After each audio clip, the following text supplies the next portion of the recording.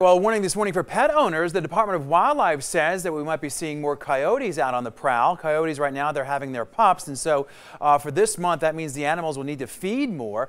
Well, sometimes the animals can certainly pose a danger to our pets, so the Department of Wildlife has some recommendations for you when you're out there walking your dog. They recommend to not use one of those retractable leashes and to use a shorter leash and keep your pet close. They also say it's good to have some kind of noisemaker on you, like a whistle or perhaps even an air horn. The city has